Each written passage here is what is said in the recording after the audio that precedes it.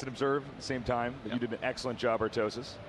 So in the bottom left, we have our Protoss player, one of two, the legend from Warcraft 3, Grubby. A lot of Grubby cheers. fans. Yeah, a lot of support for Grubby out here. I'm curious to see what Infi's going to get. And speaking of Infi, over here in the upper right, in the red, perhaps the underdog, make some noise for Infi. And we didn't hear much noise from him there. So, definitely the fan favorite here, Grubby. Yeah, and I mean, you can't be surprised with that, man. He's such a stand-up role model of an esports athlete. So, let's talk about this map a little bit. This is, as far as Daybreak goes, the metagame here, I feel like Phoenix is one of the best openings on this map for sure. This is also a great map for DTs, and there's reasons for this. First off, it's a very long map, which helps out with Phoenixes, because it's going to be hard for your opponent actually to go over and attack you, and you have Phoenixes that are so fast flying over the map. It's a bad map for Blinkstalker with Observer. Blinkstalker is fine on any map, okay, but Blinkstalker with Observer, you need a lot of ways that you can backstab into their main base. Just blink up there and punish them if they're out of position. And this map simply does not have that. This is the only area that we just saw right there that you can actually do that. So with that build basically taken out, that in and of itself makes Phoenix builds a bit better. You know, that, and as long as Phoenix builds are around, DT builds become better. Because Phoenix kind of beats Robo, which kind of beats DT, which kind of beats Phoenix. So I'll be interested to see what these guys plan for, because elfi, he's going to do something strong, he's going to do something powerful and decisive. Grubby, he has to prepare for that and take into consideration the map, what's strong, and the fact that elfi might use that against him and do something, like for instance, a blink with Observer, just because it's going to be like one of these smash builds that shouldn't necessarily be used but might come in handy. Well said, Artosis. Well, we got the assimilator coming down here now. Second assimilator for both players. This guy's actually exactly the same on that production tab. Yep. They've both pulled about, what, 40 chrono boosts. Chrono boost, I think, pooling in this matchup, the most important out of all the Protoss matchups. Oh, definitely, I would say. Ooh, Grubby's actually getting a second Zealot. This is super duper rare, and this means that he's going to tech up quite viciously with his gas. You think there's a chance of DTs? Yeah, there's definitely a chance. I think this is, you know, look, for me on this map, this is the map that, you know, as far as the Korean ladder goes, I either go DT or Phoenix here all the time. It's just, that's what's normally, you know, they kind of are counter each other, you know. But Grubby is actually going for a really, really, really quick robotics, which is very interesting, because if elfi were to, for instance, go for, a Twilight, now, elfi could be going for, let's say, DTs, because it is a good map for that. But if he does that, then Grubby's going to be in beautiful shape with this Robo. Yeah. Yeah, you know, that's the unfortunate thing about when you go DTs. I mean, if that Observer's there, boom, you're in trouble. Now, one thing you can do with DTs, though, is you can, if you see that you can't get inside because there's an Observer or something like that, what you do is you actually wait outside their base, because there's so much pressure for the Protoss to try to get Immortals out, Colossi out, since those are kind of the powerhouse units of the matchup, that what you'll oftentimes see is that they'll only make one Observer. Then when they leave their base, they leave with the Observer. From there, they actually follow him. By the way, we're going to have DTs. They're going to follow him. The Observer's going to follow the army towards your base. That's when you run the DT in there and start killing probes. Yeah. Well, we'll see if this Dark Shrine can do anything. Grubby's first Observer is almost done already. He's following up with an Immortal. Now, I mean, this is going to be hard for elfi. He's going to have to get a little bit lucky with this.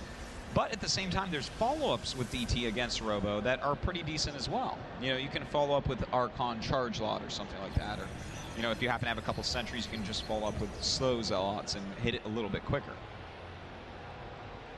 Meanwhile, we got a pylon hidden over here. Now, obviously, you're going to make a pylon very close to their base, because you want those DTs to get there as quickly as humanly possible.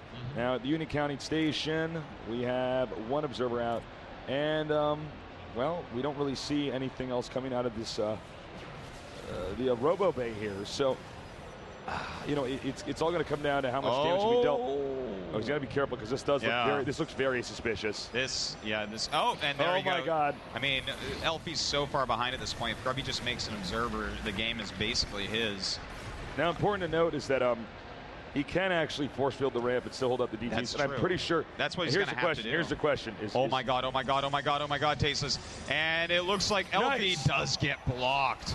So he's going to kill off this entire army, make a Nexus cancel. Man, it's pretty tough for Grubby, but he's doing a good job. This is actually pretty smart too, but oh, it looks like he's going to take a lot of damage. elfi. And that observer's almost out. Actually, Grubby handled that beautifully. Yeah, I'm surprised that elfi pulled away that quickly. He didn't actually kill that much. But we're going to have to see what else he's going to do here. It looks like he might make 2 Archons and actually end up... Zealot, Archon. Yeah, I guess so. That's sort of how you follow this up. Yeah. You know, obviously the Archons make the sentries pretty worthless, but you can kite pretty well with Stalkers against these units, especially with no charge out and no sentries of your own. All right, so we'll see where the game goes from here. Getting more Immortals. Immortals not as great against Zealots and Archons. You know, they're really kind of the anti-Stalker unit, but you know, something's going to be better than nothing in this case. Remember, Grubby did get that expansion up a little bit sooner, and here we go now. He's moving in. That's right. elfi starting to poke and prod a little bit. Those Stalkers not in the best position, actually. I would love to see him actually walk in with these units and attack, but now Grubby has a little bit too much, so elfi backing up quite a bit. With these Stalkers, he can actually micro that so well. Force field obviously being canceled out by the size of the Archon. It just squishes the force field immediately. And now, also note, these are 2 pylons that are going to be picked off here. These are small losses here, but they start to build up. Really nice force fielding there. Yeah, that was very nice by elfi. I really liked that, and he got to trap quite a few units. He just has to keep the Archons alive. That's super important. They are so expensive. All right, another force field here. Oh, Grubby overcommitting a little bit, and elfi with that very nice force field as well, but Grubby running out of here so quickly. He's on the run. He's going to have to loop around back over here. And meanwhile, I kind of have to question Grubby's chasing that like he did back there. That was a bit too much. And he's going to get sandwiched potentially here. No. In fact, it's going to be elfi's going to be sandwiched here. Yeah. It's a sandwich versus sandwich Tasteless, but one of these guys is made out of peanut butter. There you go. There you go, Artosis. Now, ideally, Grubby wants to get down here and take out these pylons. I don't believe he actually knows about this pylon here. No, he does. So there's 3 potential pylons, which is a lot at this phase of the game to lose. That's 300 minerals. There's the observer over here checking inside to see what elfi's up to. He sees while your chrono boosted probes are trying to play catch up here. 2 more gateways on the way for elfi. Meanwhile, he's bursting out yet again. And now charge is done. Going to break that force field with the Archon, but elfi doesn't really have quite the number of units that he needs right now. If he can just get, you know, another round of Zealots even. Do you feel that, like, I was going to say, do you feel like he should destroy the rocks, but I guess that's being answered for me now. I would say absolutely. He's the one that wants to be able to spread his units out, have them all charge at the same time, things like that. Well, right now, Tasteless, Grubby is just killing in supply. He's only got 4 more probes, but his army obviously a lot better right now. Still, though, this is getting pretty scary for him as well. This is a pretty good unit composition against what Grubby has, and elfi being a little bit sloppy there.